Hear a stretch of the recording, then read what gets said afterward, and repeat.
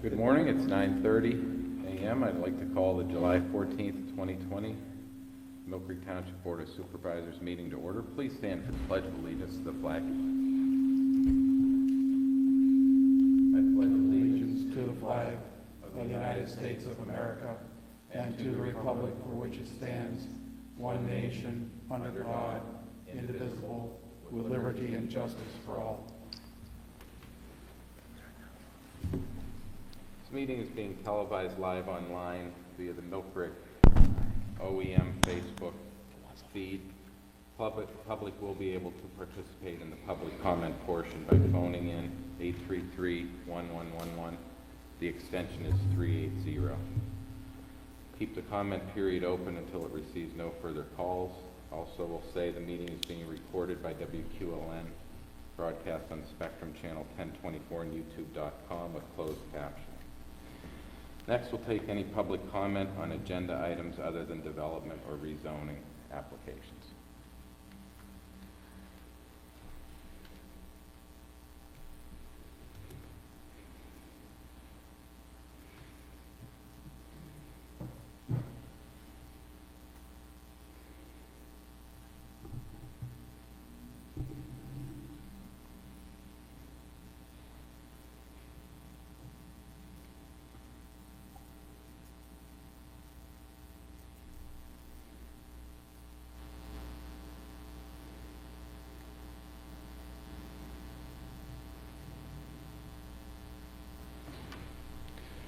Okay, we're going to move on to number 4 now, approval of the minutes. Is there a motion to approve the minutes from our June 23rd regular meeting? Got a chance to review those?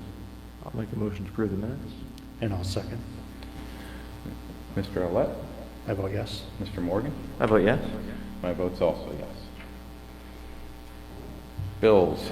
Looks like we should pay some bills. Is there a motion to approve payment of the latest batch of bills?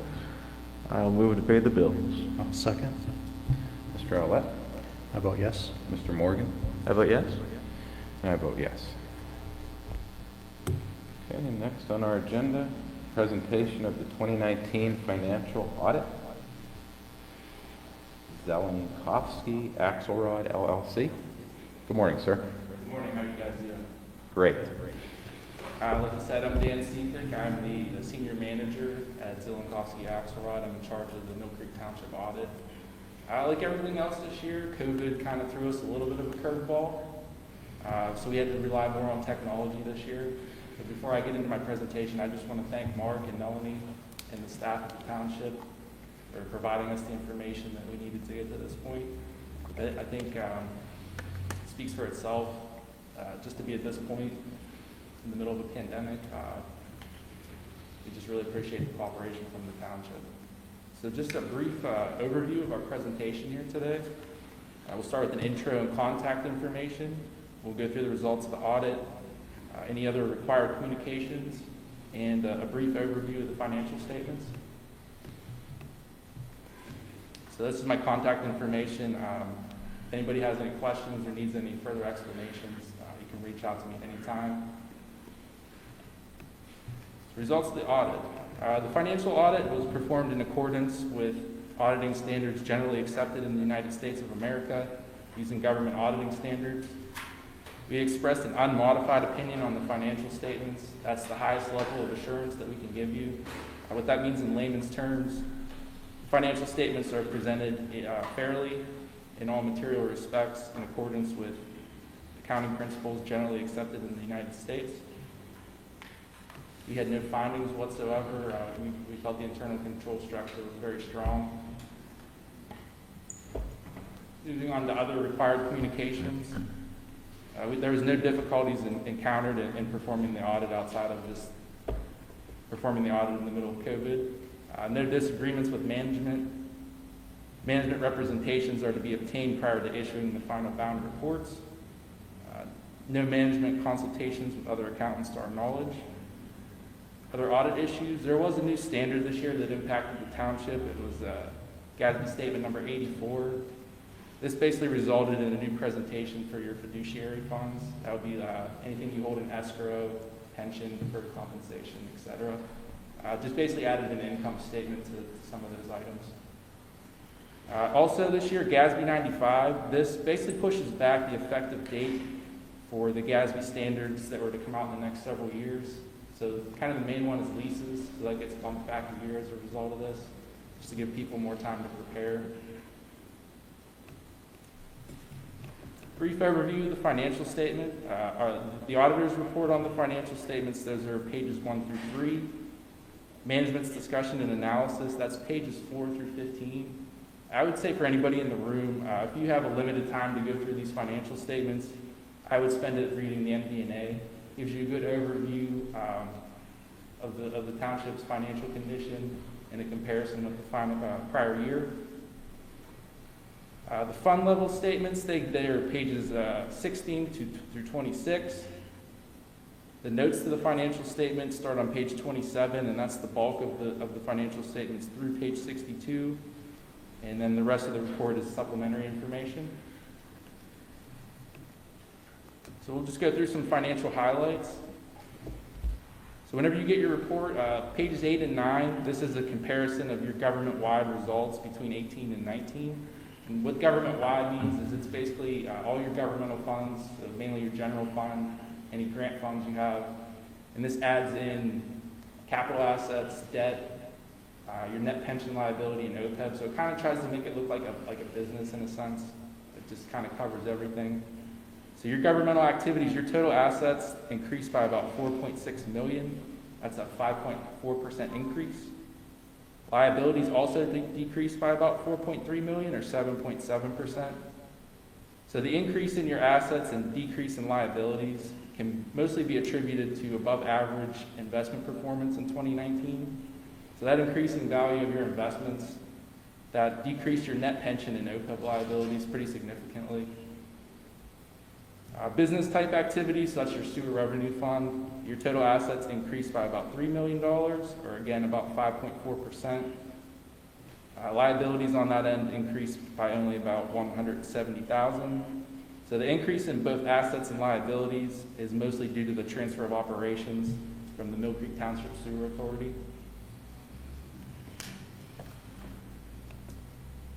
Page 13, this compares your governmental fund revenues and expenditures from year to year.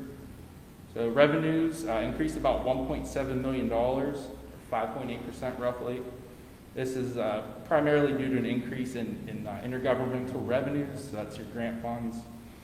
There was a strong year for investments once again on that end, and some increases in charges for services. Expenditures decreased by about $2 million, or 7%. Main factor for this was due to better than expected health insurance costs in 2019. The pages 18 and 20 in the financial statement, this is your governmental funds balance sheet and income statement. This is what houses your general fund, which is the primary vehicle that you have control over for your finances. So the general fund had net income of almost $4.3 million. On your balance sheet, you have about $26 million between cash and investments. This will help allow the township to complete the upcoming capital projects without relying solely on debt financing. That's a good feather in your cap for sure. Fund balance is approximately $35.1 million, with $9 million being unassigned. Unassigned can be used for any purpose. I feel like if we've learned anything this year, it's good to have a cushion and be prepared for the unexpected. That's definitely a good thing. One of the things we like to do, we like to look at a little bit of ratios. One of the main ones that Moody's likes to look at for governments is your budgetary cushion ratio. So that takes into effect your unassigned fund balance divided by annual revenues. So yours is about 31%. They typically like to see around 10% for normal increases in contingencies. So that's a very strong financial position you guys are in with that indicator. Just wanted to highlight that. Some significant footnote disclosures. Note 1 is a summary of your significant accounting policies. There was really no changes this year on that.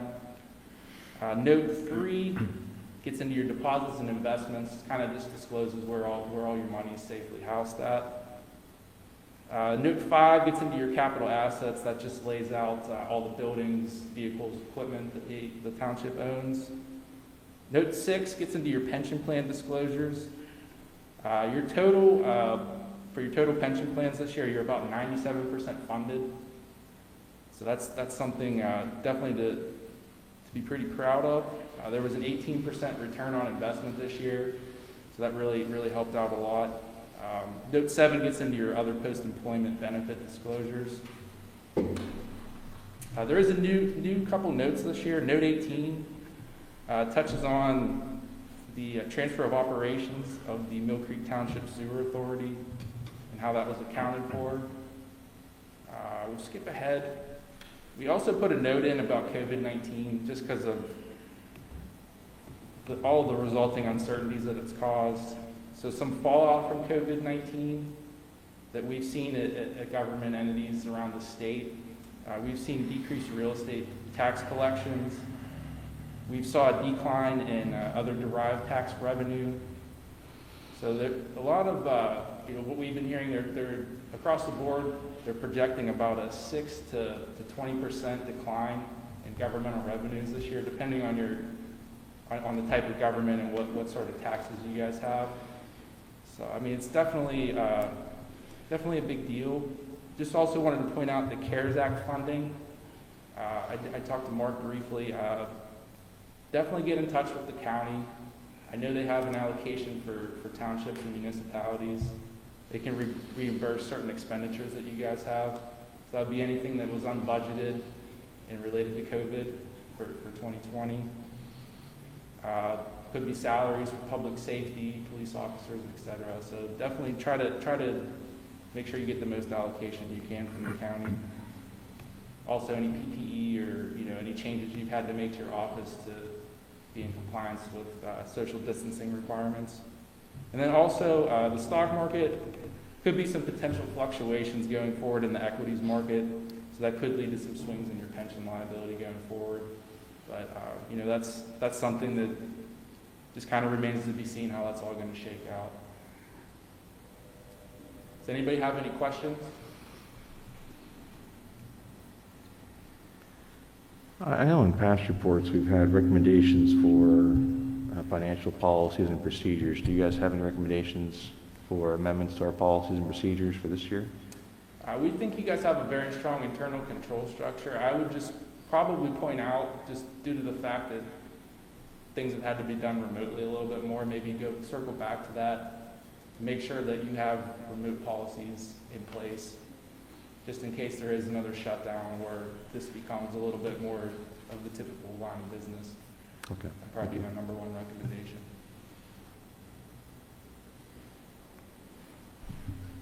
Thank you, Dan. All right, thank you for your time. Thank you. Mr. Chairman, quick question. Does this require, do we need to vote on this report to formally adopt it or accept it, or? I don't think so. It's just information for the board at this point. Thank you. Okay, thank you, Mark. Thanks, Dan. Next up is the treasurer's bond application. Mark? Yeah, this year, the bond insurance company has asked for a few more questions than in the past. They just automatically renewed the bond. This year, they have asked about an internal control inquiry. And as you heard, our internal controls are strong. And so what I'm asking is that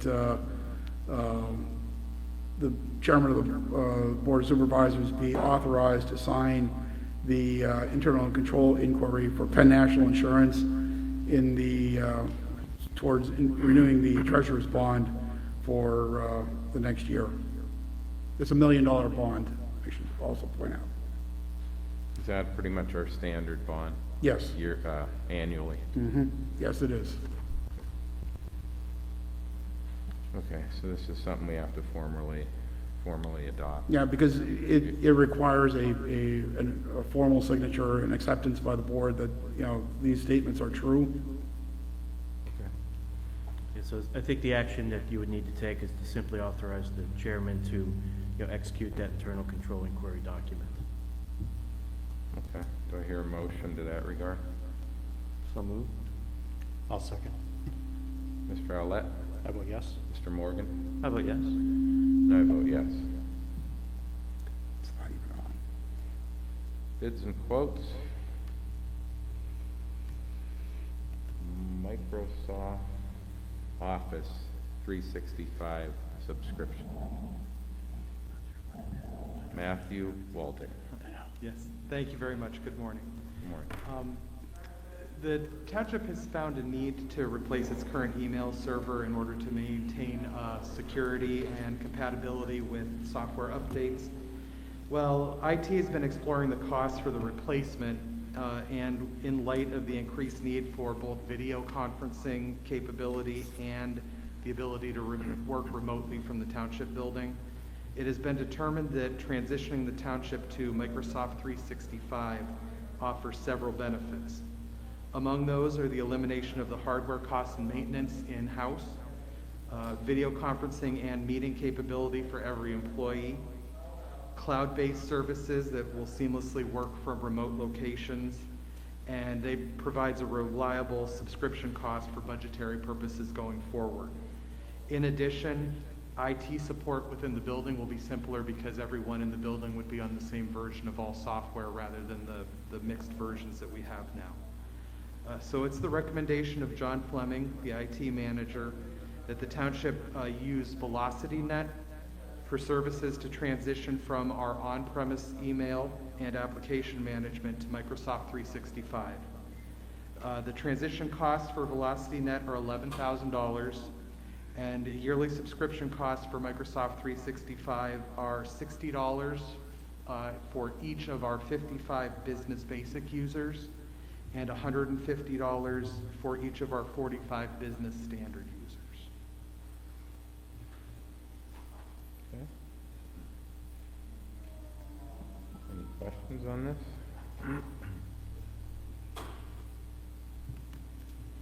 Do I hear a motion to approve the, where is that coming from?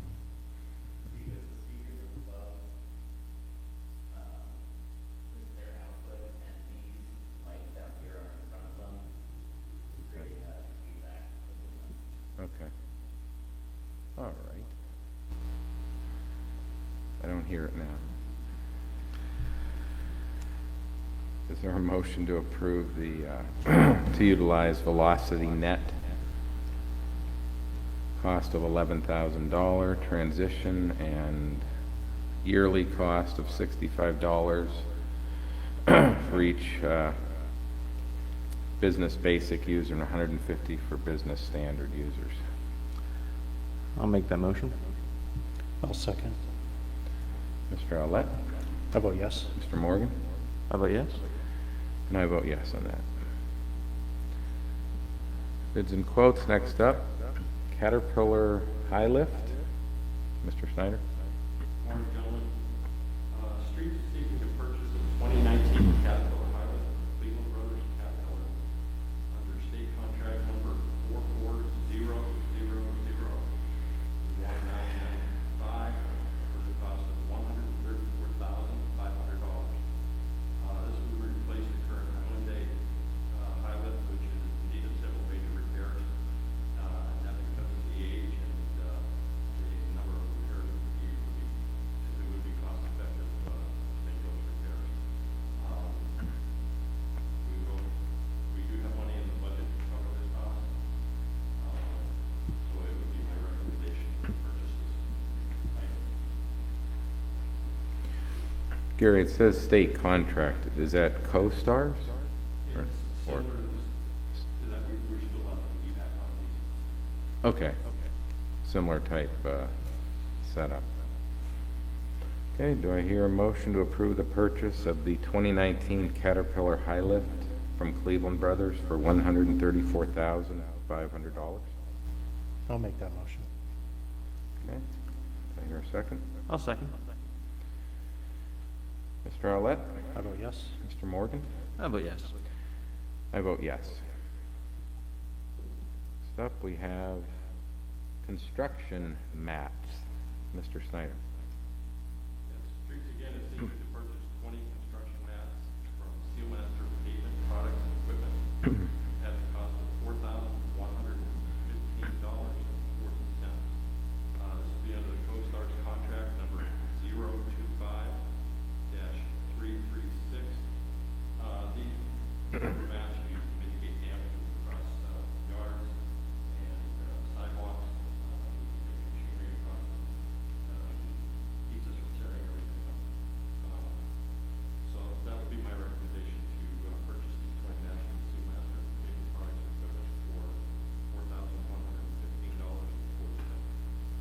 Gary, are we replacing mats or adding, or have we used? These would be new ones for us.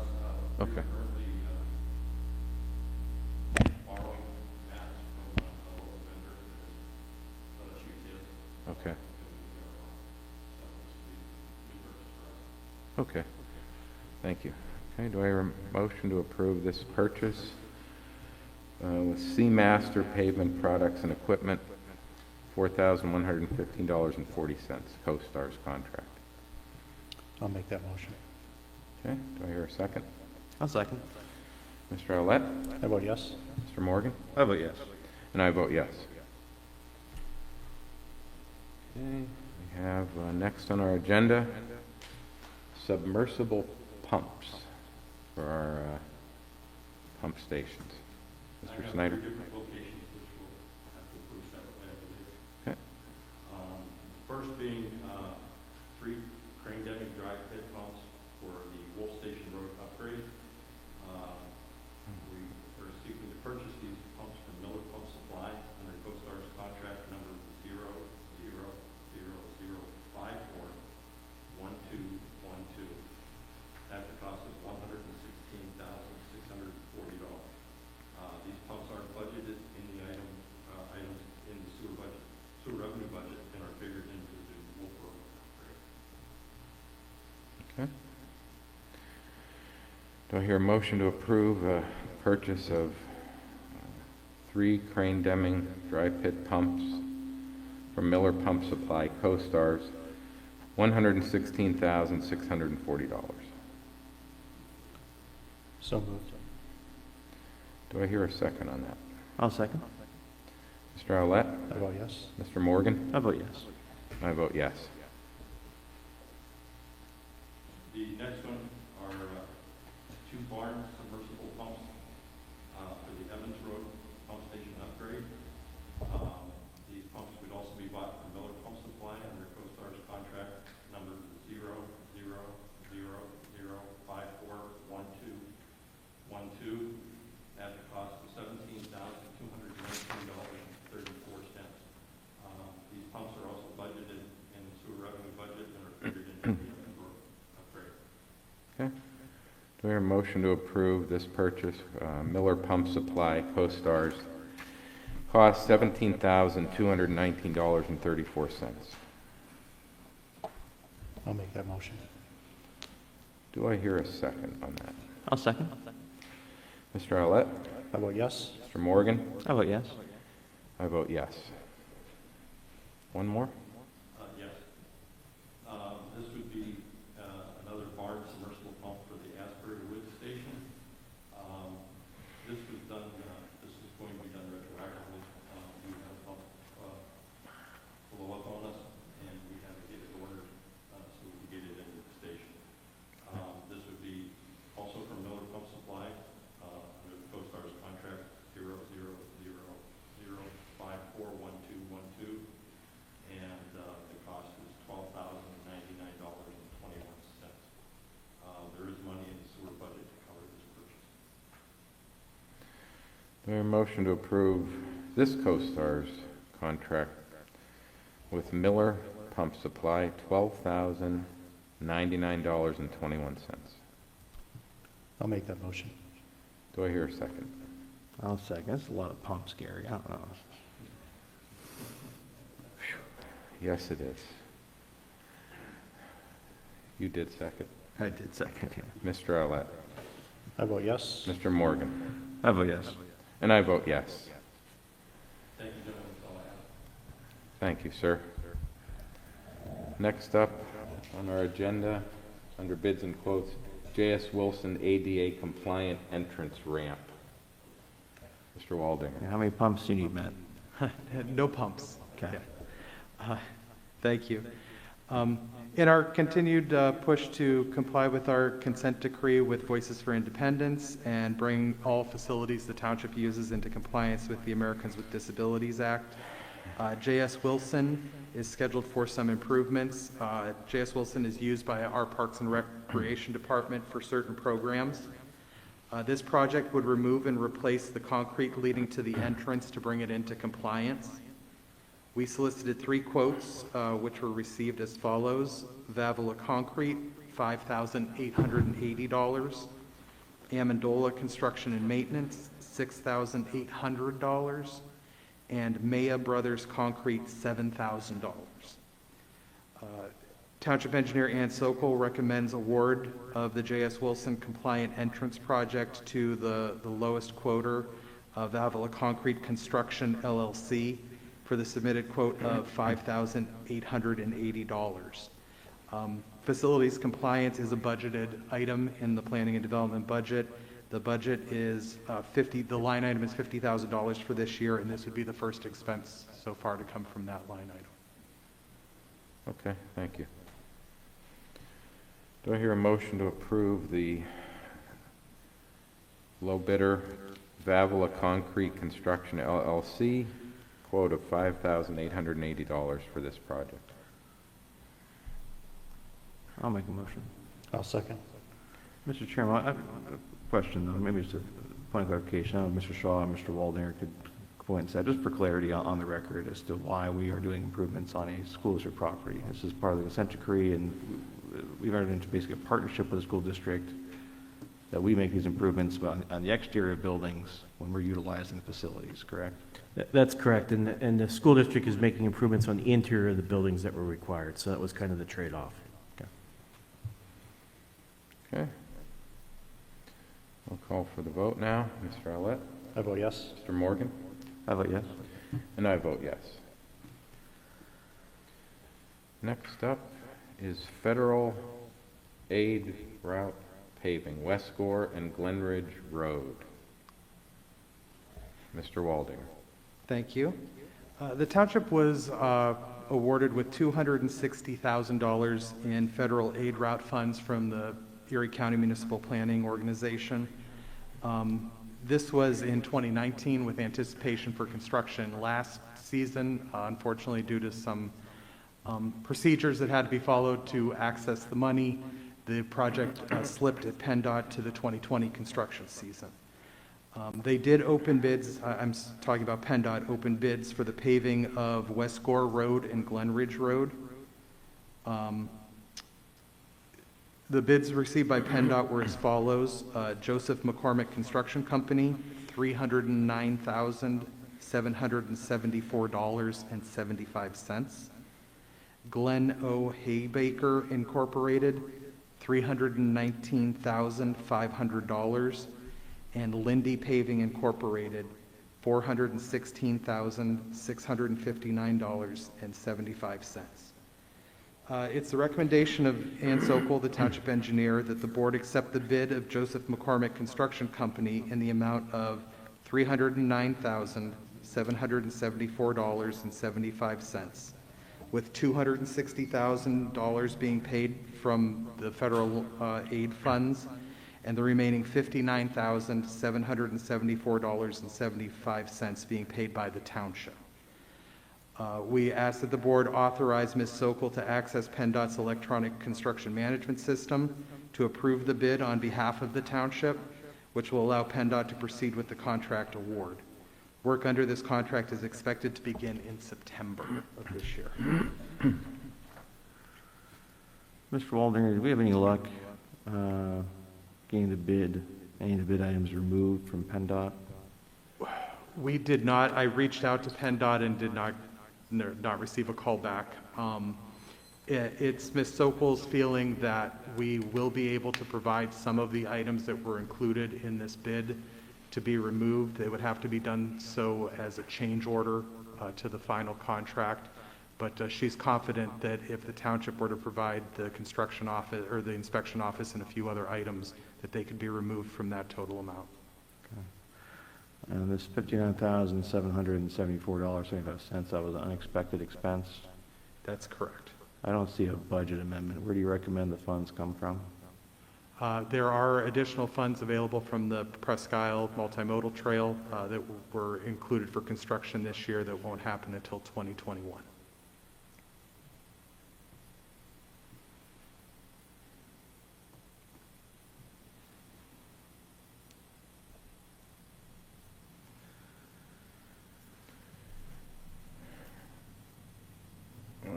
I'd like to add that, West Gore and Glenridge, as we all know, are in dire need of this being completed, this project, and to delay this again after we were on board to do it last year, to delay it again with, putting it off a year, and we don't even know if there will be any federal aid funds available in 2021. That's never a guarantee, right? Correct? Well, these are already designated for us for this project. There are funds available for 2021. The township did not receive any of the awards. They both went to the city of Erie for next year's projects.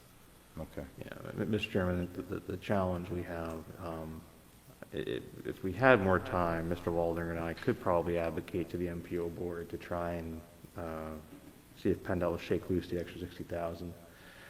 But then on the next meeting of that board until August, and I believe they need to have an answer from us this week. I wasn't indicating that I'm not in favor of the project. Just wanted to clarify where the funds are coming from. I also want to clarify that Matt was being very diplomatic, but the delay had nothing to do with our staff at all. It was all an internal PennDOT issue, which is unfortunate, which is another reason why it would probably, I think there'd be grounds for us to ask for additional funds, but with the timing of the project, I think any delay on our part, any request for additional funds will just cause the project to be pushed back another year. Otherwise, I'd be all for advocating for PennDOT covering the difference. Yeah, I agree, John. I know the residents are, they were expecting it last year. We were expecting it last year, and that's why I really want to see it completed, by the end of this construction season. Get it done. Anything else, Matt, on this subject? Okay. Is there a motion to approve the low bidder, Joseph McCormick Construction, $309,774.75, of which the township's portion would be $59,774.75, and also authorize township engineer and Sokol to access PennDOT's ECMS system. Sure, I'll make the motion. In addition, I'd like to add to direct Mr. Waldner and Mr. Duszewski develop a capital budget amendment to show the shifting of $59,774.75 from the Peninsula Drive multi-use trail project to cover the cost of this project, and the motion would authorize that amendment as well. Okay. I'll second that motion. Mr. Owlett, your vote? I vote yes. Mr. Morgan? I vote yes. And I vote yes as well. Next up, we have a capital budget amendment request. Yes, the previously approved front-end loader wasn't in the capital budget for 2020. It was for a future year. So in discussions with Gary Snyder, Director of Public Works, he said that the line item of a small paver could be delayed until a future date, and they'd like to use those funds for the front-end loader. So the small paver had a budget of $150,000, and the Caterpillar front-end loader is $134,500. The remaining balance of $15,500 goes to reserve. So he's swapping an item 1 year over the other, which is a valid use of priorities and monies. Okay, any questions or comments on that one? Is there a motion to approve this capital budget amendment request? Putting $15,500 in reserve after the purchase of the Caterpillar wheel loader. So moved. Do I hear a second? I'll second. Mr. Owlett? I vote yes. Mr. Morgan? I vote yes. I vote yes. Next up, number 10 on our budget, on our agenda, is a exclusion from land development plan request. Mr. Walding? Thank you. Yes, we've received a request from the developer, Pasquale Beach Realty LLC. This is for the Napa Auto Parts Store on West 23rd Street, just east of Peninsula Drive. They're proposing to construct a 1,200 square foot addition to their building in the rear, which is located at 2860 West 23rd Street. The addition would be for cold storage for parts, and they've asked for an exclusion for land development. After review, Ann Sokol, Township Engineer, recommends approval of the exclusion from land development as it meets the requirements that are set in Township Code Section 12547. Okay. Is there a motion to approve this land development exclusion request? Quick question.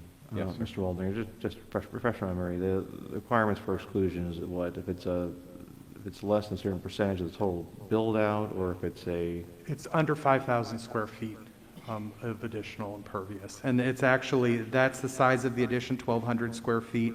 But they're also removing some existing, there's a sidewalk and a concrete pad out there, so it's actually less new impervious. And they are doing additional stormwater management for the additional.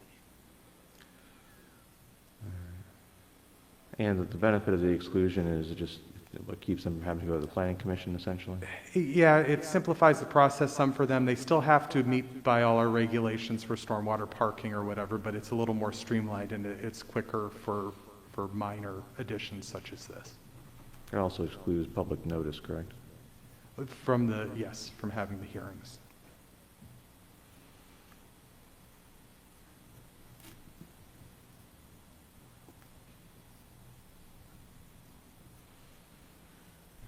Mr. Morgan, a couple other provisions of the statute is that it also doesn't modify drive or street access, wouldn't alter existing traffic volume, classification, grading, or other features, and does not materially alter the use of the premises or violate any requirements of approved plan, setback, or other regulations. So there's other provisions in the code that they have to meet to do this, not just the minimum square footage.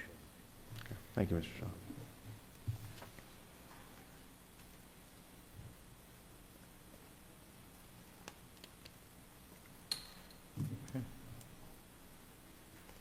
A motion to approve that? Anyone? I'll make a motion to approve. Thank you, Dan. Is there a second? I'll second. Mr. Owlett? I vote yes. Mr. Morgan? I vote yes. I vote yes as well. Number 11 on our agenda, Resolution 2020-R43. This is a resolution pursuant to Resolution 2015-R20 and the Municipal Records Manual to approve proposed disposition of certain township records. This is for Millcreek Police Department dash cam videos to be deleted between July 15th, 2020 and July 28th, 2020 due to reaching the end of their required retention period. Do I hear a motion to approve Resolution 2020-R43 for this disposition? I'll make that motion. Is there a second? I'll second. Mr. Owlett? I vote yes. Mr. Morgan? I vote yes. I vote yes.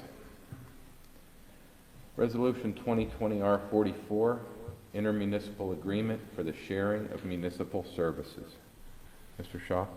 Yes, from time to time, Millcreek receives requests from other municipalities for services that Millcreek can provide that those municipalities either don't have the capacity to do so or the equipment to do so. For example, Millcreek often gets requests from municipalities to do street line painting or to have their sewer lines videoed by the camera system that the township has. Resolution 2020-R44 is intended to authorize these kinds of agreements in accordance with the intermunicipal agreements law and provides a form contract to be used in these situations. The purpose of the resolution and the attached form contract is to formalize those agreements to a writing and to simplify the approval process. Under the form contract, the cost of the service is determined by the treasurer using applicable hourly rates and benefit packages, package costs for the employees to be used, and equipment rental costs for the equipment. The fee would be determined each year by the treasurer if there's an agreement in place. The term would be for 5 years and would include automatic renewals and is subject to the availability of the respective crews as determined by the Millcreek Director of Public Works. Invoicing is monthly. There would be a 2-hour minimum charge, as well as the time would be billed in .25 increments. So that together with this resolution, there's that form contract. And then once the resolution would be approved, we do have an agreement that's ready to be approved with respect to Summit Township that we can cover after the resolution is approved. Okay. Okay. Do I hear a motion to approve Resolution 2020-R44? I'll make that motion. Is there a second?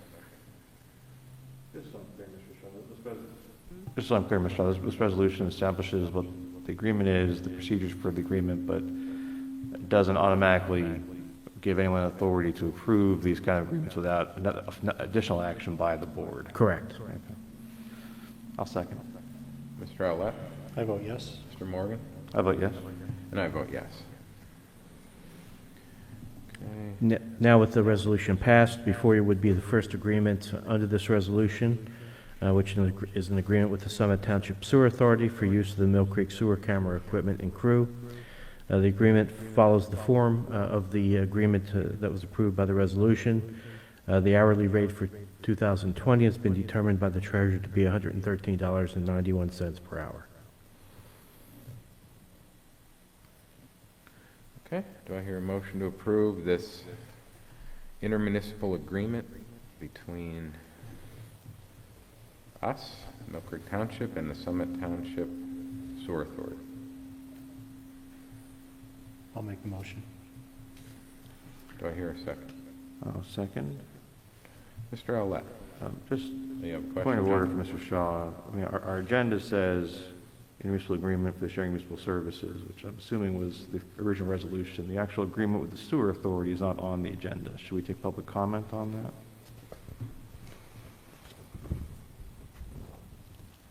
that? Or your estimation, they're one and the same? It probably would, just to be safe, that would make sense, I think. I would agree. I didn't notice it wasn't on the agenda.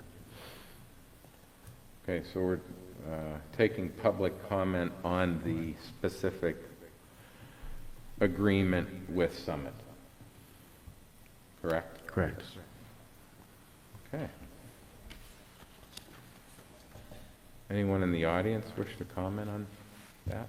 If not, we'll anxiously await the phone call, or calls, as it were. Just playing by the rules, Mr. Chairman, just playing by the rules. We have time. I enjoy your company.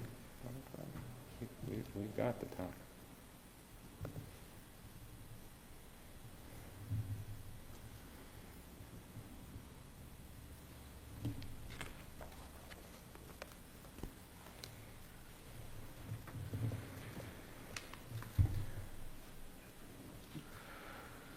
I am curious, Mr. Walding, I don't see a phone. Have we updated our, There's a network issue, so we only have one phone operable at the moment, so it'll ring directly on the dais at the moment. oh, lucky you. Yeah, No screening this time. no. No, I suppose I should have announced that. I'm recording calls. we're live. There's no delay here. Okay. Hearing no public comment. Did we make a motion on that? I forgot. We did, now it's just the call for the vote. Okay. Mr. Outlet, your vote? I vote yes. Mr. Morgan, your vote? I vote yes on the contract with the Summit Sewer Authority. And I make it unanimous. I will vote yes. Okay, next up on our agenda, number 13, is the CSX Transportation Right-of-Way Agreement. Mr. Shaw? Yeah, this is similar to the agreement I think that was approved by the board at the last meeting, a right-of-way agreement, but this is with CSX. It's to do some survey work on their property. Again, it's a standard form of right-of-way that the railroads insist that entities sign, so there's really not much negotiation room on these.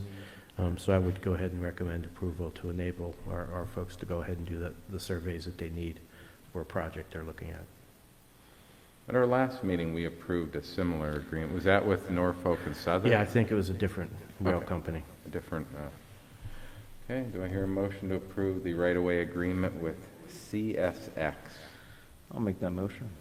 Is there a I'll second. Okay. Mr. Arlett, your vote? I vote yes. Mr. Morgan? How about yes? And I vote yes.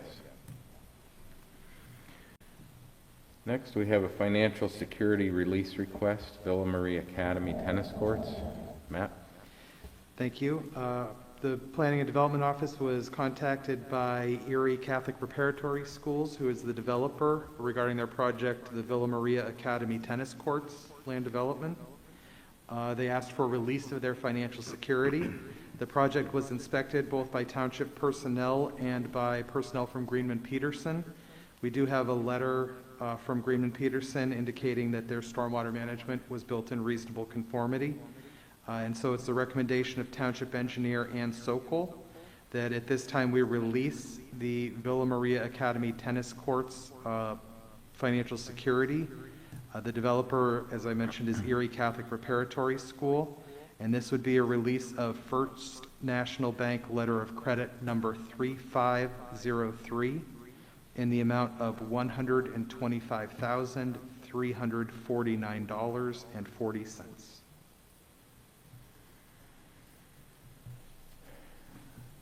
Is there a motion to approve this financial security release request?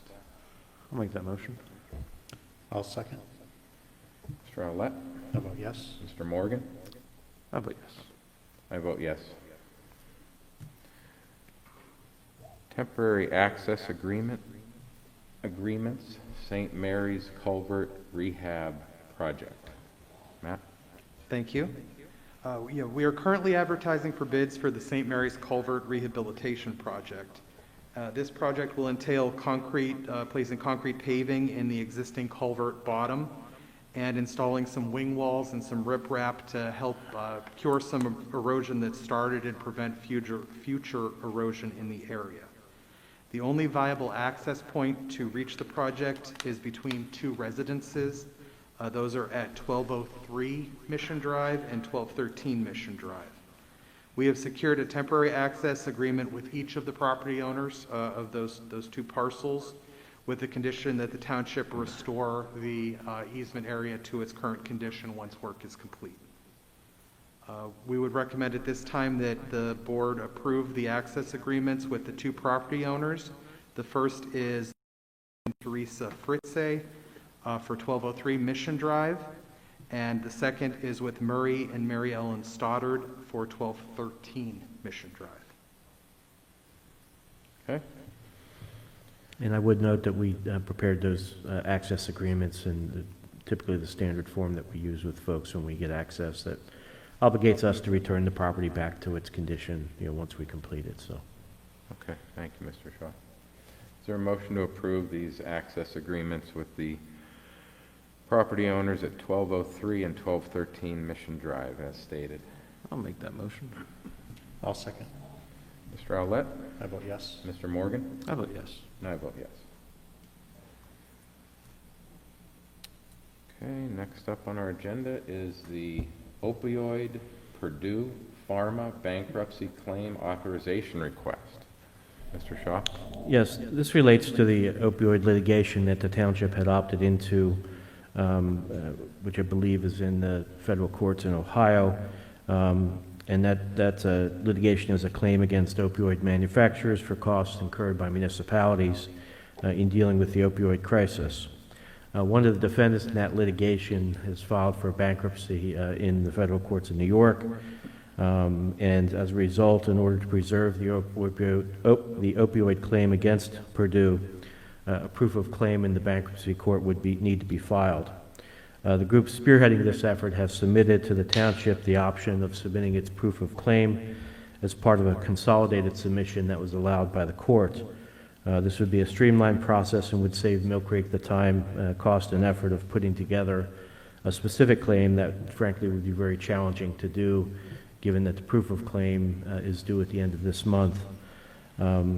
As a result, I would recommend authorizing myself to submit the consolidated claim authorization form on behalf of the township. The consolidated process, the form would be due tomorrow, so we need to have a decision today to move forward with that. Okay. Any questions or comments from the board on this? Is there a motion to approve this claim authorization request regarding Purdue Farm and the opioid claim? I'll make that motion. I'll second. Mr. Owlett? I vote yes. Mr. Morgan? I vote yes. I vote yes. Number 17 on our agenda, communications. Treasurer communications, Mark?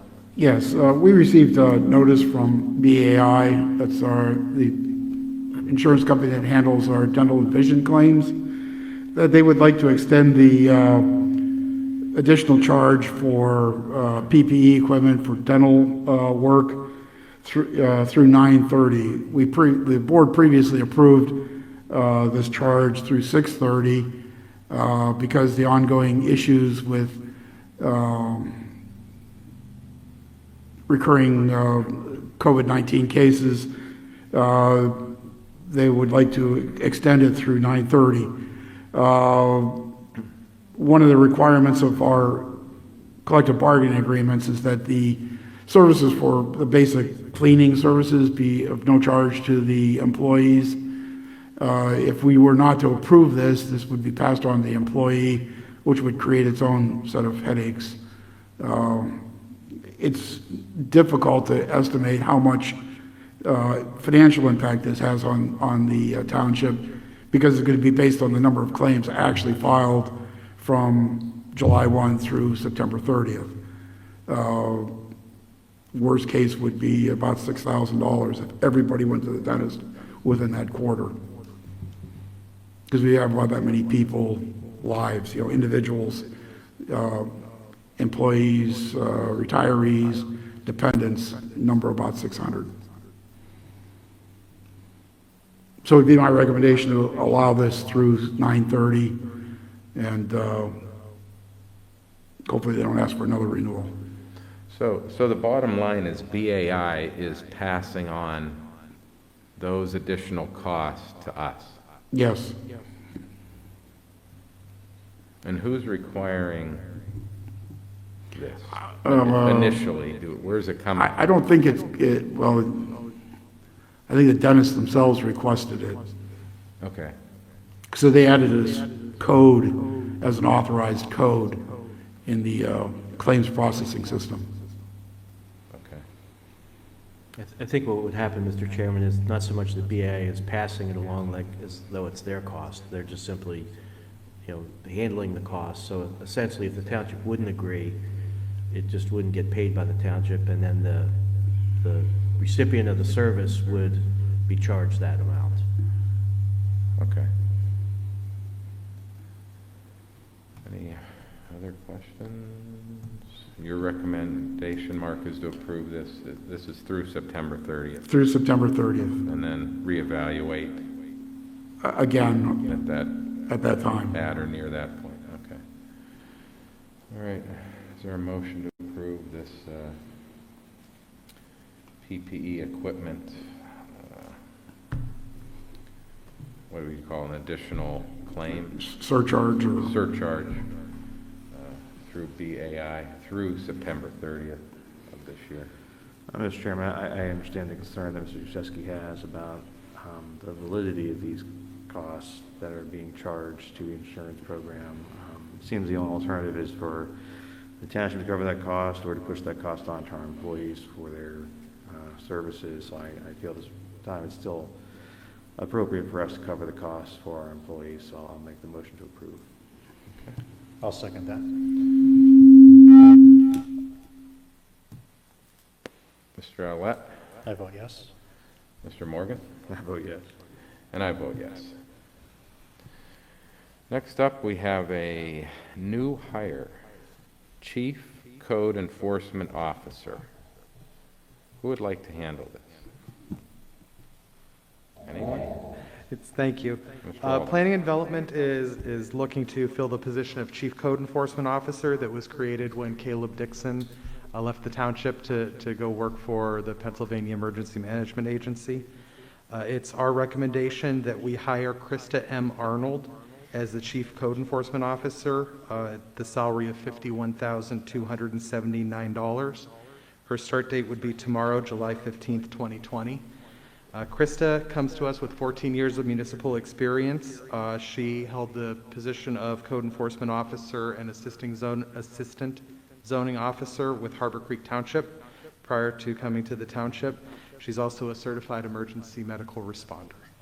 And having met and interviewed Krista, I think she'd be a very good fit for the department. I'm very excited to have her on board.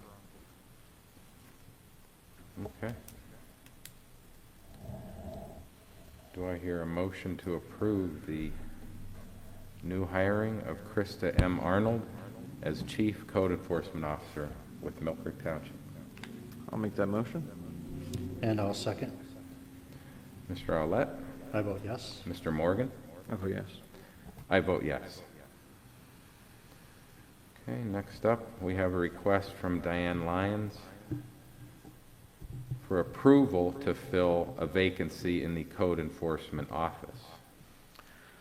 Mr. Chairman, I'd make a motion to approve Ms. Lyons, Mr. Waldinger to proceed with the hiring process to fill that position. I know we have this formality to ensure that the township wants to maintain current staffing levels. This would not be a new position. This would be to fill another vacancy in that department. I think it's appropriate to proceed with the hiring process. I'll second that motion. Mr. Arlett? I vote yes. Mr. Morgan? I vote yes. And I vote yes. Next up on our agenda, similar request. This is an approval to fill a vacancy in the Streets Department. Dan? Is it sewer? Oh, okay. This says Streets Maintenance Laborer, retiring on August 6th. That's another one. I'm sorry. I don't have that on my agenda, but yes, it's also there. Okay. Well, let's do this one first, and then okay. So this is for a streets maintenance laborer. Again, as John stated with the other one, this is not an additional position. This is to fill a vacancy for a streets maintenance laborer retiring on August 6th. I'll put that request in the form of a motion. I'll Fill second. that vacancy. Okay, thank you, Dan. Mr. Arlett, your vote? I vote yes. Mr. Morgan, your vote? I vote yes. I vote yes as well. Okay, so I don't have on my agenda the sewer position. I thought we already approved. Are we doing that today, or did we already do that? I think you're right, I Dan. thought we approved the vacancy. Okay. Yeah, I'm pretty sure we did that at the last meeting. Okay. Next up on my agenda is a summer seasonal employee approval request from Parks and Rec. Dan, do you have that? Yeah, it's a request from our Director of Parks and Rec, Ashley Marsteller, adding several summer seasonal employees. Most of them are lifeguard positions and a youth tennis supervisor. So I'll do that in the form of a motion to approve those several hires. Okay. Just clarify, these are all retroactive. This is retroactive approval. I think the hire dates were last week, so this was to get the program up and running, right? Based on the hiring data, it looks that way, John. Okay. I'll Like- second it. Okay. Mr. Arlett? I vote yes. Mr. Morgan? I vote yes. I vote yes as well. Okay. Any other hiring requests on the agenda? Okay. Training request? Admin? Is that the $30 for the seminar that, on policing that certain board members and Mr. Shaw attended? Oh, so it's a retroactive Yes. approval for the fee? Okay. Okay. It's $30. Do I hear a motion to approve the retroactive PSATs live webinar that several employees took last week for a $30 fee for that webinar, retroactive approval for that? Yeah, I'll make a motion to approve that. I'll second. Charlotte? I vote yes. Mr. Morgan? How about yes? And I vote yes. Executive sessions were held June 26th and July 9th of this year to discuss various topics. Solicitor communications, Mr. Shaw? Nothing other than to point out that the sewer position was approved 2 meetings ago on June 9th. So Time that was flies. covered, yeah. All right, very good, thank you, sir. Citizens to be heard. Are there any citizens present that would like to be heard today? We will then open the phone line, 833-1111, extension 380.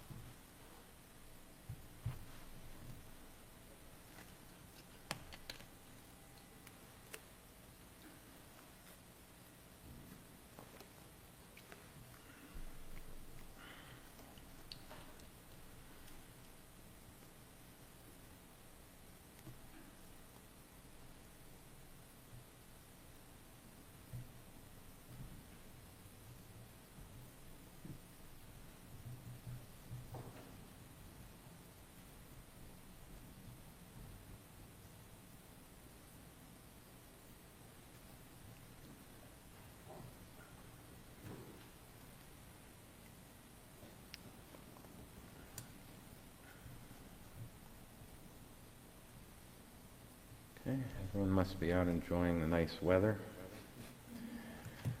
No citizens to be heard today. Do I hear a motion to adjourn this meeting? So moved. I'll second.